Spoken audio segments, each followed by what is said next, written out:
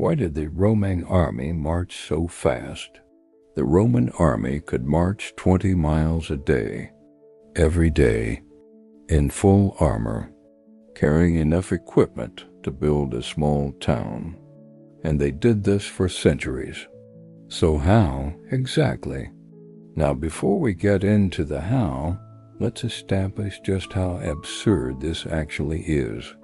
A Roman legionary on the march wasn't strolling through the Italian countryside with a packed lunch and a positive attitude.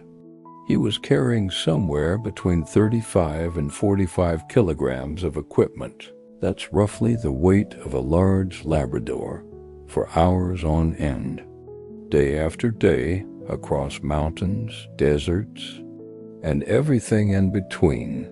For context, modern soldiers in full combat gear carry around 40 kilograms. The difference is that modern soldiers have trucks. The Romans had Marcus from the 3rd cohort, and Marcus was not complaining about it, because the last man who complained about it had a very bad week. So what exactly was in this terrifying pile of kit? Well, first you had the armor, the iconic Lorica segmentata, which weighed around 9 kilograms on its own. Then the helmet, the shield, a large rectangular beast called the scutum that weighed another 6 to 10 kilograms, 2 javelins, a short sword, a dagger, and a belt. So far we're already approaching 30 kilograms, and we haven't even packed lunch yet. On top of the weapons and armor, each soldier also carried his personal kit, a cloak, a cooking pot, food rations for several days, a water skin, tools for digging, and stakes for building the camp at the end of the day. The Romans called all of this impedimenta, which is, fittingly, the direct ancestor of our word impediment. Now, you might be wondering why on earth a soldier needed to carry stakes and digging tools. The answer to that reveals one of the most brilliantly paranoid military strategies in history. Every single night, without exception, the Roman army built a fortified camp from scratch. Wherever they stopped, open fields, enemy territory.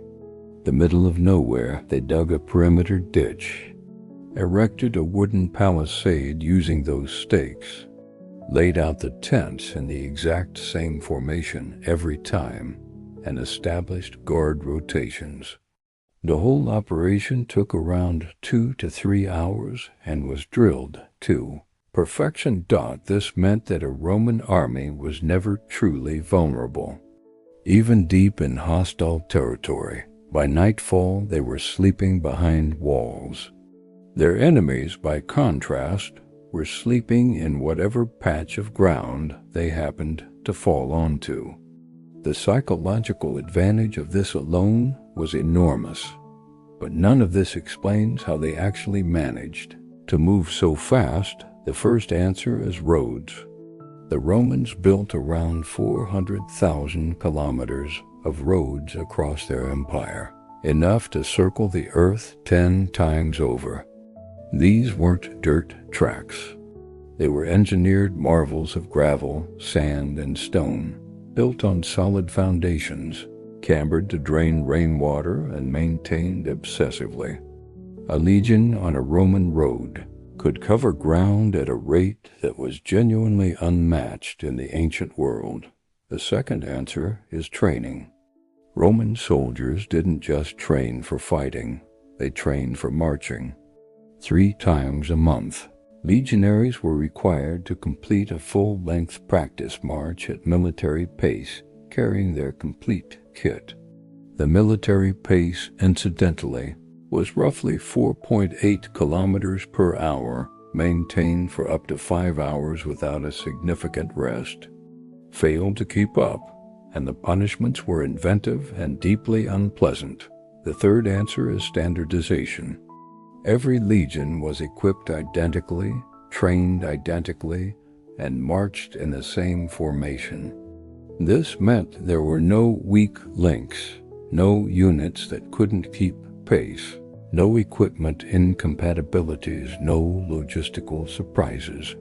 The Roman army functioned less like a collection of individual soldiers and more like a single, extraordinarily well-maintained machine.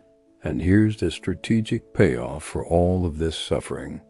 Speed was the Roman army's greatest weapon, arguably more so than any individual soldier's fighting ability. By the time an enemy had received intelligence that a Roman army was nearby, organized their own forces and marched to meet them. The Romans had frequently already arrived, built their camp, rested, eaten, and were ready to fight while their opponents were still sweaty and disorganized from the journey. Julius Caesar, never one for false modesty, was particularly famous for this. His campaigns in Gaul succeeded in large part because he could move his legions faster than his enemies thought was physically possible.